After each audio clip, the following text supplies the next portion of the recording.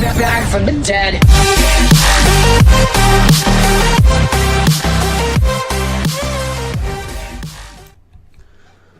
Hello gamers, and welcome. Today's video is going to be a discussion about the Battlefield 1 beta that just ended yesterday. But first, before we dive into that, I also wanted to do a short discussion about my channel and the future of it. First, why DJ Salami Gaming?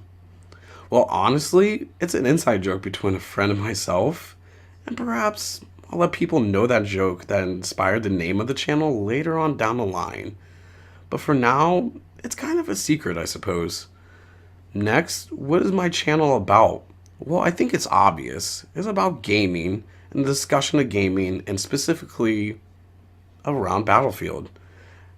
At the moment, that's really what I want it to be about. Will that change? Who knows? But Battlefield is my main thing right now, and more than likely, it will be that way in the future as well. But that doesn't mean I wouldn't be open to showing off other games. I'm just keeping it simple, since I'm fairly new to the YouTube thing. Now, the future of the channel, I think I might have just gave some of that away a few seconds ago. So yes, Battlefield is something I'm giving my all and giving most of my attention to for the channel.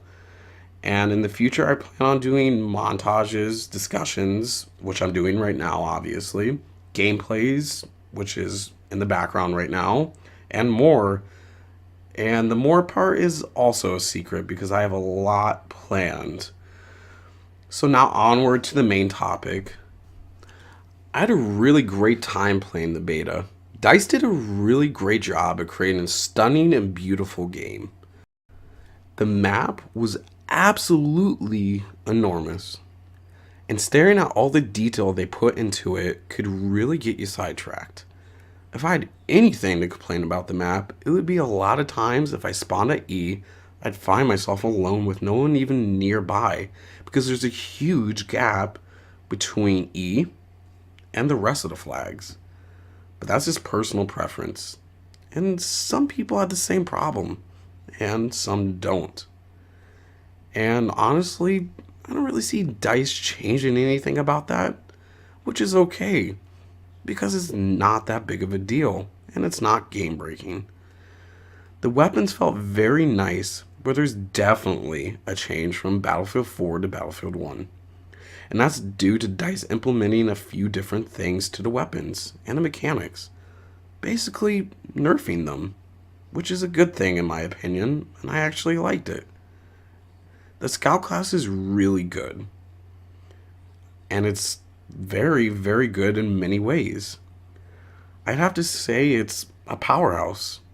You can really use a realistic distance for World War I and really put people down quickly, since every other class will have a lot of trouble countering if they're not a scout.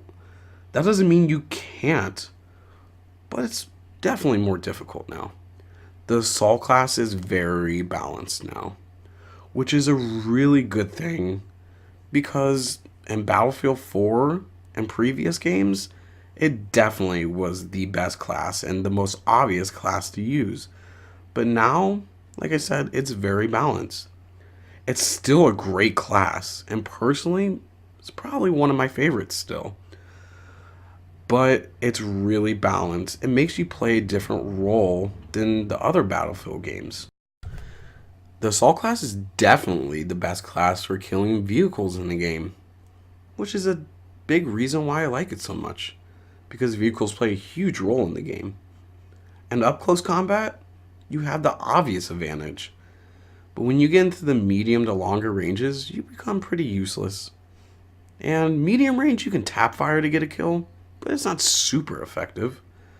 The support class is very underwhelming in my opinion, and it's a big disappointment.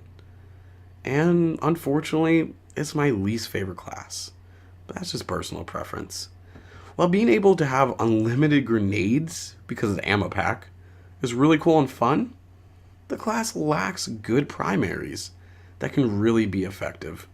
But this is just a beta, and not all the weapons have been revealed, nor do we know the final result. So time will tell whether the support class will be worth it. The meta class is actually pretty decent. The weapons do exactly what you expect them to do. And you can really rack up kills if you know what you're doing. Which makes the class, honestly, one of my favorites. Now, onto the vehicles, which play a huge role. Planes are decently effective, and they're really fun to fly around the map. Land vehicles are good too, and I mostly use them to get to places quicker, point A to point B. But the tanks, oh my, the tanks are very good. So good that you can honestly just go flawless in a round. And they can be really unfair at times if the driver is really good. The game lacks a lot of ways for infantry to get rid of tanks effectively, which results in tank drivers going flawless in some rounds. Not to say it's impossible to kill tanks, because it's not, but it's much more difficult than in previous games. And I do see DICE changing this up. How they'll do it? Who knows?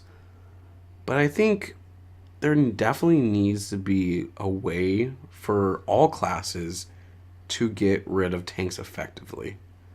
Or at least decently. A lot of classes lack ways to do it. But maybe when the full release comes out, there will be ways to do it. Maybe DICE will add something, like a new gadget or something, to the classes. Or maybe they'll decrease the armor of the tanks. Or maybe they won't add anything, but rather increase the damage that anti-tank grenades do to tanks. But I'm optimistic, like I said, and hopeful. I believe they will do something about it, because they listen to the community very well, and they make changes. Now on to the horses. My goodness, the horses are so fun in this game. They can be really overpowered as well. It's really fun just running around on a horse and slicing and dicing people with a sword. That's pretty awesome.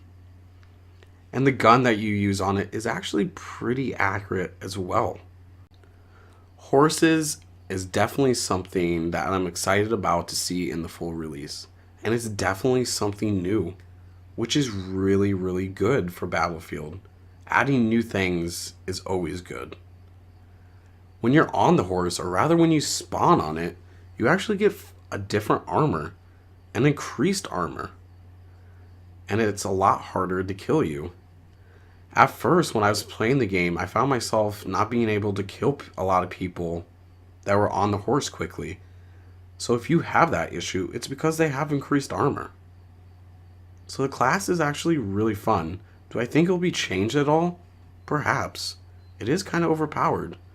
And at the same time, I wouldn't mind if it didn't get changed. For the flamethrower, I almost consider that a separate class. I consider like the horses, the flamethrower, and then the machine gun like all different. Because it is different. Also with the horses, before I forget, you get a medic pack and you get an ammo pack. Which is really, really cool because you can continuously heal yourself, which is kind of broken. So like I said, yeah, it is overpowered. For the flamethrower class, it's definitely really, really fun. And it spawns at certain points on the map. Well, a certain point on the map, which would be B. Spawns on B flag. And it is really, really cool. And you can really kill people really fast with it. And like the horse, you also get increased armor. So it takes a while to kill you. Not too long, but it takes a lot more extra shots to kill you. Onto the machine gun. That is probably my least favorite of the three special classes. The machine gun spawns on F. And it's not the greatest out of all of them, but it's definitely not bad. It's fun. And like the rest, you also get increased armor.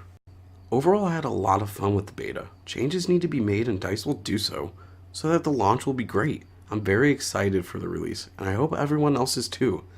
But with all that being said, I just want to say thank you for watching. Please like, comment, and subscribe. And have a freaking nice day, my friends.